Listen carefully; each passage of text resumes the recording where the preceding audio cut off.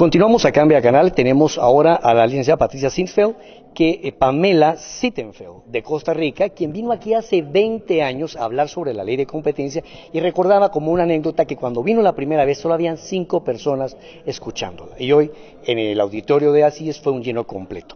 Ya usted habló de 3 ejes fundamentales en el tema de la ley de competencia, que es el marco normativo, la aplicación y la evaluación.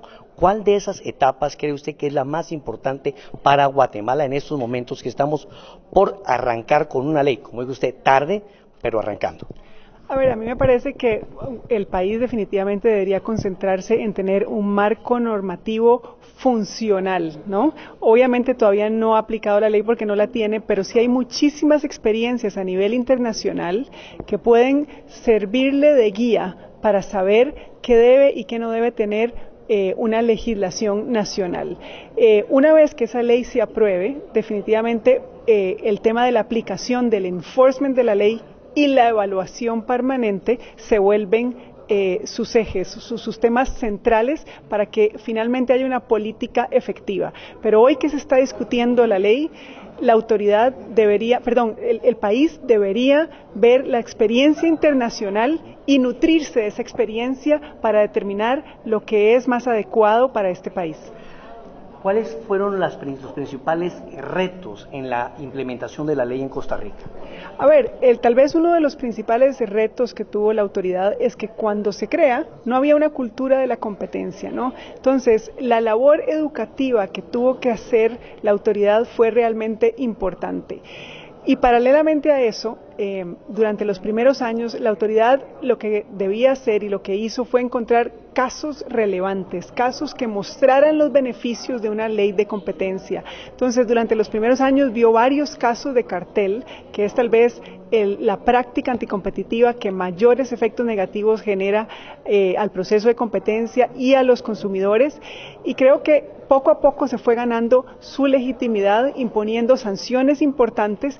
Entonces, cuando hablamos de los retos, es importante tanto una educación como un enforcement fuerte de casos importantes que muestren a la sociedad para qué sirve esta ley, cuáles son sus beneficios y cómo el consumidor puede verse beneficiado de una intervención de la autoridad. Usted hablaba de la importancia de tribunales especializados. Ustedes llegaron a ese tema luego de varios años. Explíquenos su experiencia.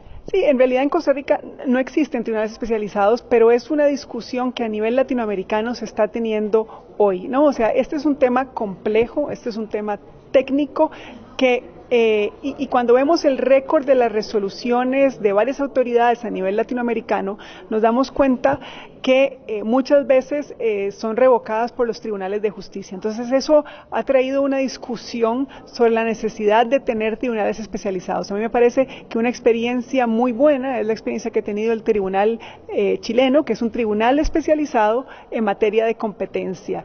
Y eso ha hecho una diferencia enorme para legitimar la labor que está haciendo la Fiscalía y para legitimar el tema ante la sociedad. Entonces, todas las resoluciones de las autoridades de competencia normalmente tienen revisión judicial y si los tribunales empiezan a revocar las decisiones, obviamente eso debilita al régimen. De ahí que en los últimos años se haya discutido la necesidad de que de repente para este tema se deben tener tribunales especializados. Bueno, finalmente usted nos hablaba acerca de los peligros y la importancia de la prevención. Explíquenos.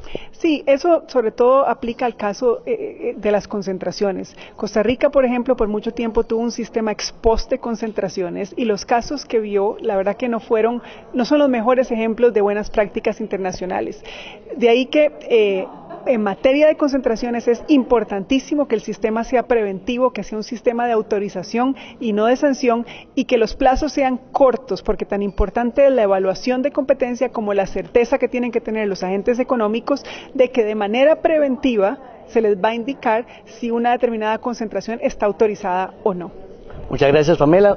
Bueno, amigos de Vea Canal, esta es la experiencia de Pamela Sittenfeld de Costa Rica, quien hace 20 años vino aquí a promover lo que era la ley de competencia. Hoy ya lleva 20 años trabajando en ella y la veo muy contenta, Pamela, porque se ve que está cambiando las cosas. Bueno, vamos a un corte comercial y regresamos con otro interesante personaje que promueve esta ley, el licenciado Mariano Rayo.